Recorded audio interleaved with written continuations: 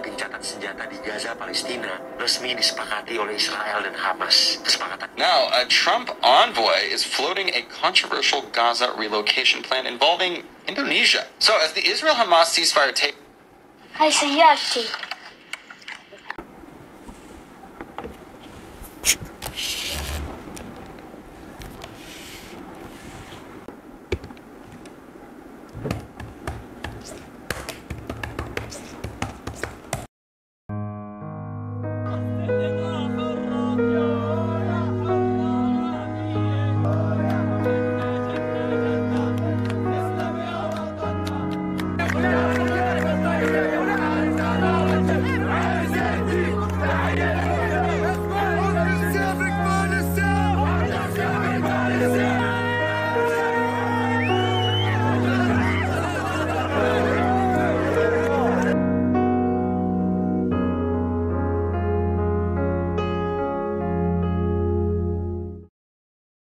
Apa arti sebuah kemenangan atau kemerdekaan? Jenderal Sudirman kemudian mengingatkan bahwa kemerdekaan satu negara yang didirikan di atas timbunan runtuhan ribuan jiwa harta benda dari rakyat dan bangsanya tidak akan dapat dilenyapkan oleh manusia siapapun juga. Maka bagi Palestina, kemenangan ini adalah simbol dari semangat yang tak pernah padam dalam menghadapi penjajahan, dan kemenangan ini bukan hanya milik Palestina, tetapi juga milik kita semua.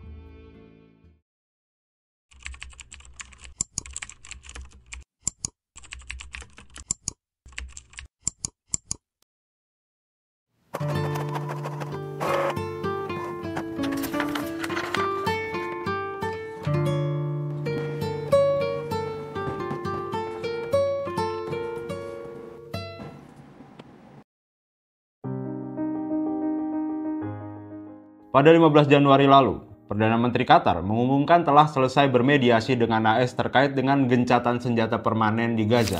Atas mengudaranya kabar tersebut, sontak membuat publik internasional meneriakinya sebagai kemenangan Palestina. Dan kemenangan Palestina ini juga adalah kemenangan kita. Selain tentunya amanat konstitusi sebagai dasarnya, tetapi juga bahwa nilai kemanusiaan yang telah robek di tanah Gaza perlu kita jahit kembali dengan turut mendukungnya sampai pulih. Sebagai pengingat, konflik yang terjadi antara Israel versus Hamas ini berlangsung sejak 7 Oktober 2023 dan dicatat oleh Kementerian Kesehatan Palestina, total korban hingga diumumkannya gencatan senjata ini mencapai 46.645 korban jiwa, 110.000 yang terluka, kemudian sekitar 60% bangunan di Gaza mengalami kehancuran yang fatal. Tidak hanya itu, bahkan kerusakan itu juga menimpa berbagai kelompok di luar daripada warga Palestina sendiri maupun Hamas secara khusus. Seperti misalnya Koordinasi Urusan Kemanusiaan atau OCHA PBB, kemudian Badan Bantuan dan Pekerjaan PBB untuk Pengungsi Palestina atau UNRWA, kemudian para jurnalis, kelompok relawan dari berbagai organisasi maupun individu, dan lain sebagainya. Belum lagi kalau kita lihat negara-negara di sekitarannya seperti Lebanon, Suriah, Yaman, dan Iran. Meskipun memang negara-negara tersebut juga diketahui dalam kapasitasnya sebagai negara yang berkonflik dengan Israel. Akan tetapi arogansi Israel dalam mempertahankan okupasinya di Gaza dan bahkan dengan turut menyerang kelompok lain yang memberikan bantuan adalah predikat kejahatan yang tidak dapat disangkal. Dan mirisnya, dunia telah memasuki tatanan yang lebih baik. Dalam konteks ini adalah penghapusan kekerasan, penjajahan, dan senantiasa mewujudkan perdamaian yang abadi. Sehingga banyak pihak membela kepentingan perdamaian di tanah Gaza dengan jalan perundingan. Pertanyaannya, sudah berapa banyak perundingan dilakukan di PBB membicarakan selesainya perang ini? Tapi apa hasilnya? Nyaris tidak ada. Dan alurnya selalu begitu. Masuk pembahasan, dibahas, kemudian banyak negara setuju dengan diakhirinya perang, termasuk dan pasti Indonesia ada di sana, lalu masuk ke ranah Dewan Keamanan PBB dan mendapatkan veto. Andai saja sistemnya memungkinkan Indonesia untuk memveto sebuah veto. Kalau bisa. Tapi kemudian hal yang patut kita semua banggakan dari putra-putri Ibu Pertiwi adalah tidak kehabisan akal untuk turut membantu Palestina dengan beragam cara. Misalnya, urun dana dari berbagai lapisan masyarakat telah kita lihat sebagai dukungan yang sungguh-sungguh dekat. Pengutusan tenaga medis dan pendirian rumah sakit membuktikan kalau bukan hanya Gaza yang merasakan sulit.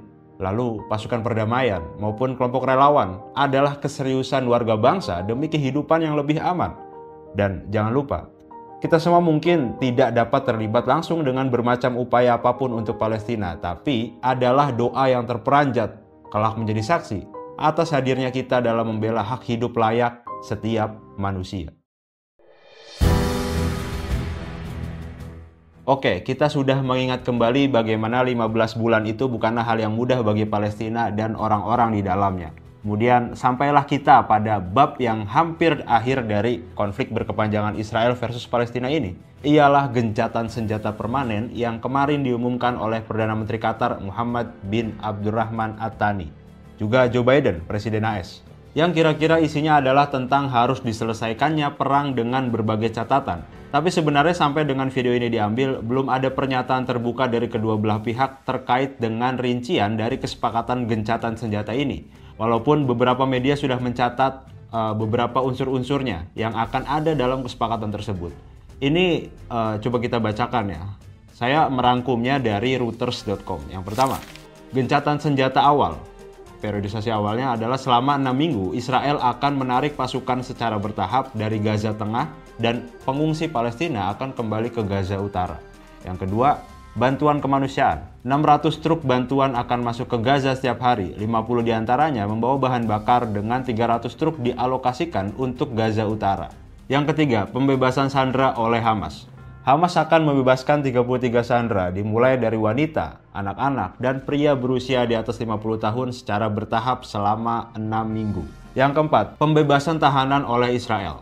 Israel akan membebaskan 30 tahanan Palestina untuk setiap sandera sipil dan 50 untuk setiap tentara wanita, termasuk semua wanita dan anak-anak Palestina di bawah 19 tahun yang ditahan sejak 7 Oktober 2023. Yang kelima, pelaksanaan perjanjian ini dijamin oleh Qatar, Mesir, dan Amerika Serikat. Tahap kedua dimulai pada hari ke-16 mencakup pembebasan sandera yang tersisa. Tahap ketiga, pemulangan jenazah yang tersisa dan rekonstruksi Gaza diawasi oleh Mesir, Qatar, dan PBB. Kemudian dari berbagai rincian terkait dengan kesepakatan gencatan senjata, saya pribadi menjadi tertarik dengan peran dari para aktor yang terlibat dalam negosiasi ini. Barangkali satu nama yang sangat disorot di sini adalah Perdana Menteri Qatar, Sheikh Mohammed bin Abdurrahman Al-Thani. Selain konsistensinya dalam memegang peran sebagai negosiator untuk Hamas, ia juga memfasilitasi segala kerja mediasi yang terjadi. Dan rekam jejaknya sebagai mediator sudah cukup teruji ya. Sebagai institusi, maksudnya dalam hal ini adalah negara Qatar telah memainkan peran penting pada pembebasan warga Amerika di Iran, Afghanistan, dan Venezuela, serta memulangkan anak-anak Ukraina yang dibawa ke Rusia. Qatar juga pernah memainkan peran dalam terobosan diplomatik antara Sudan, Chad, serta Eritrea dan Djibouti, termasuk kesepakatan damai Darfur tahun 2011. Bahkan saat ini sudah terdengar santer bahwa Qatar adalah mitra perdamaian yang sangat dibutuhkan oleh komunitas global. Menarik. Kapan Indonesia berada di posisi itu? Sebagai tetangga, Mesir berperan banyak di perbatasan di sekitaran Rafah. Bagian ini perlu digaristebalkan ya. Walaupun kesannya hanyalah aspek geografis, tapi aspek ini pada dasarnya memiliki kemampuan untuk mengatur arus barang dan orang ke dan dari Gaza. Selain konteks geografis, ikatan historis juga turut menjadi unsur dalam mediasi tersebut. Misalnya pada konflik sebelumnya di tahun 2008 sampai 2009, Mesir menjadi aktor utama gencatan senjata Israel-Palestina. Terakhir, dari AS. Sebenarnya kalau kita ngomongin AS ini terlihatnya agak politis ya. Karena misalnya kita lihat nih, Trump yang kemudian dengan cepat mengambil panggung. Ia menegaskan dirinya sebagai sosok sentral yang menggerakkan tercapainya kesepakatan itu. Di sisi lain, Biden tidak tinggal diam. Dia menekankan bahwa keberhasilan ini sejatinya tidak lepas dari kontur yang tepat dari rencana yang telah ia susun dengan matang sejak akhir Mei. Percakapan kedua bapak-bapak Amerika tersebut seolah menggarisbawahi bahwa jejak strateginya ada di setiap langkah kesepakatan tersebut. Tapi kemudian dari penjelasan singkat ini saya coba mengajak teman Deep Talk untuk berada pada posisi waspada atau sedikit-sedikit curiga terhadap kemungkinan kesepakatan yang bisa saja dikhianati oleh Israel di kemudian hari. Sebab hal ini bukan pertama kalinya. Dan upaya menjaga nafas warga Palestina akan tetap panjang barangkali dapat dimulai dari kita mencurigai tindak tanduk Israel dengan sama ketatnya seperti saat belum terjadi kesepakatan gencatan senjata.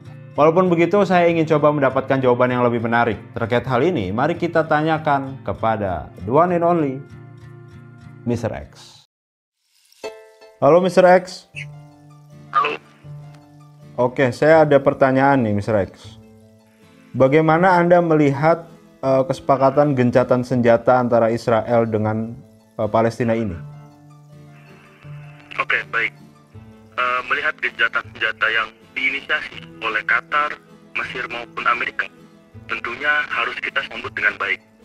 Mengingat perang ini sudah bergejolak dari Oktober 2023. Dengan banyaknya korban jiwa dari kedua belah pihak, menurut saya perang ini memang harus segera diakhiri. Oke, saya pun punya pendapat demikian ya.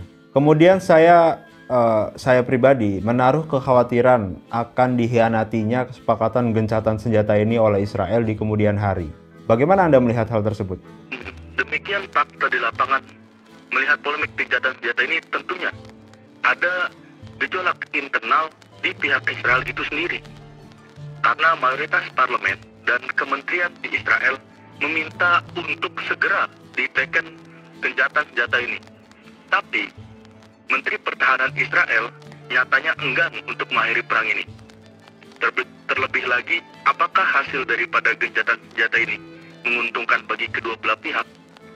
Artinya, potensi bentrokan senjata antara Israel dan Hamas ini kemungkinan bisa terjadi lagi di kemudian hari. Oke, dan itu sebenarnya tidak kita harapkan ya? Sangat tidak kita harapkan, karena ini konflik yang sudah berlarut-larut dari tahun 1948. Baik, terima kasih Mr. X. Baik.